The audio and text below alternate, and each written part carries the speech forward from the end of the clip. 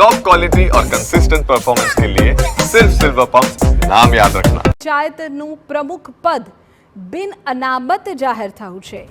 બિન અનામત જાહેર થતાં હવે ભાજપમાં પ્રમુખ પદ માટેની ખેંચતાણ વધી છે। જીતેલા સભ્યોએ પ્રમુખ બનવા માટેનું લોબિંગ શરૂ કરી દીધું છે। તાલુકા પંચાયતમાં ભાજપે 20 બેઠક મેળવી છે। સૌથી વધુ ઠાકોર સમાજના ઉમેદવારોની જીત થઈ છે। જો ખેંચતાણ વધે તો કોઈ મહિલા પ્રમુખ જાહેર થાય તેવી શક્યતાઓ પણ વ્યક્ત થઈ રહી છે। તાલુકા પંચાયતમાં પ્રમુખ પદને લઈને આ ખેંચતાણ બિન અનામત આ પદ જાહેર થતાની સાથે જ નેતાઓના લોબિંગના સમાચાર સામે આવી રહ્યા છે।